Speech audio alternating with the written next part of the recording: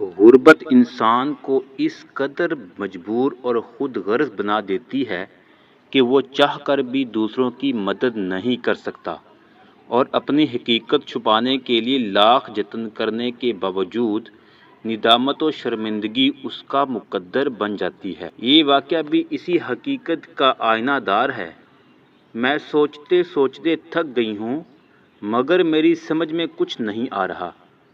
بعض باتیں انسان یوں ہی رواداری میں کہہ دیتا ہے جن کا کوئی مطلب بھی نہیں ہوتا۔ اب فون پر ناصرہ فرسٹ کزن نے اپنے گھر کے پانی کا رونا رویا کہ آج 4 دن ہو گئے پانی نہیں آ رہا، تو میں نے یوں ہی برسبیل تذکرہ کہہ دیا، ارے ہمارے گھر آ جاتی۔ اس کا مطلب قطعاً یہ نہیں تھا کہ وہ میرے گھر آ جائے۔ میاں صاحب دفتر سے دیر سے آ رہے ہیں، کیسے آ جاتی؟ مجھے عادت ہے روز نہانے کی، ایمان سے اتنی پریشان ہوں کہ بتا نہیں سکتی۔ اس نے مزید پریشانیاں گنوائیں، اوفو، رکشا کر کے آ جاتی، گھر دور ہے کتنا، صرف ایک ہی بلاک کا تو فرق ہے۔ میں پان جتاتے ہوئے خوش دلی سے باتیں بکھار رہی تھی۔ نہیں آپا، چھوٹے چھوٹے بچوں کے ساتھ کہاں گھر سے نکلا جاتا ہے؟ کوئی گھر میں بڑا بوڑھا ہوتا تو میں بچے سپرد کر کے واقعی آ جاتی۔ ہاں یہ بات تو ہے، میں اطمینان سے ہاں میں ہاں ملا رہی تھی۔ ویسے بھی مجھے کون سا ایسا قلق تھا، اس کے گھر میں بے شک سال بھر پانی نہ آتا میری بلا ہے۔ ابھی میں فون کر کے بستر پر لیٹی اخبار ہی دیکھ رہی تھی کہ بچوں نے شور مچایا کہ ناصرہ خالہ آ گئیں۔ ارے کیسے آ گئیں؟ ابھی تو فون کر کے نپٹی ہوں، خواہ میں آ گئیں۔ بچوں کے جھوٹ پر مجھے غصہ آ رہا تھا، مگر سامنے ناصرہ کو دیکھ کر واقعی ہکا بکا رہ گئی۔ وہ ہاتھ میں اپنے کپڑوں کا جوڑا پکڑے ہنستی ہوئی اندر آ گئیں۔ آپ سے فون کر کے ہی فارغ ہوئی تھی کہ امی اور باجی آ گئیں، تب ان کو بٹھا کر میں فوراً ہی آ گئی، رکشا بھی فوراً مل گیا۔ اچھا بیٹھو۔ میں نے تیزی سے جا کر غسل خانے کی ٹوٹی ہوئی چٹخنی لگائی، بند شاور کو سوئیوں سے کھولا، چکنا ڈونگا صرف سے دھویا، پٹرے ڈھونڈ کر رکھ دیے، ٹوٹے ہوئے نل کو کپڑے سے باندھا۔ منٹوں میں اس ہنگامی صورتحال سے نمٹ کر میں نے ناصرہ سے کہا، جاؤ بھائی پہلے نہا لو۔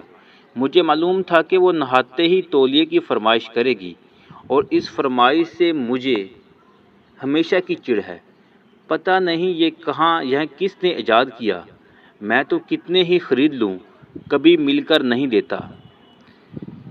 آج بھی یہی ہوا کہ ناصرہ کو غسل خانے میں بھیج کر ساری الماریاں ایک تولیے کے لیے کھوج ڈالیں، مگر وہ تو یوں غائب تھا جیسے گدھے کے سر سے سینگ۔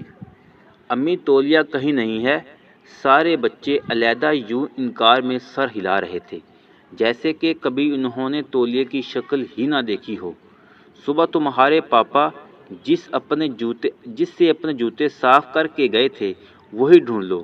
تمہارے چچا نے اپنی گاڑی بھی حسب عادت تولیے سے چمکائی ہوگی، وہ تولیہ کہاں ہے؟ صبح کھانے کی میز پر گری ہوئی چائے بھی تو تولیے سے صاف کی گئی تھی، وہ بھی نظر نہیں آ رہا۔ اللہ بھابھی، وہ سب میلے تولیے تو میں نے میلے کپڑوں میں باندھ دیے تھے، آج دھوبن آئے گی نا۔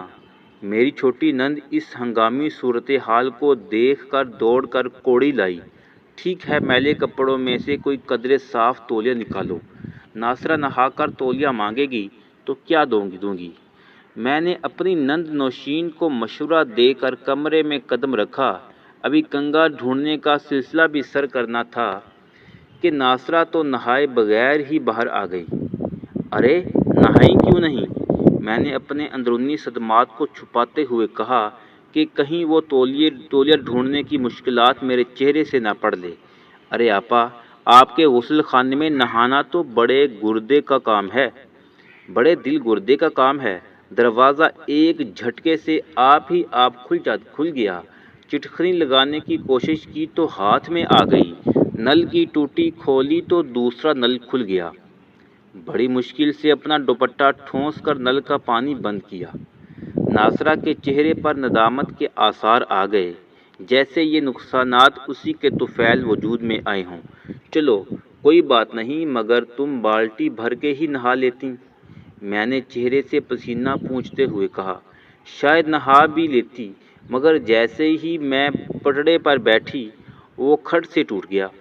وزن بھی بہت بڑھ گیا ہے نا میرا۔ وہ مارے خجالت کی آنکھیں نہیں ملا رہی تھی اور میں دل ہی دل میں ہنس رہی تھی کہ ٹوٹے ہوئے پٹڑے کے پیر کو میں نے بچے کی ببل گم سے چپکا کر رکھا تھا۔ بس اب چلوں گی میں۔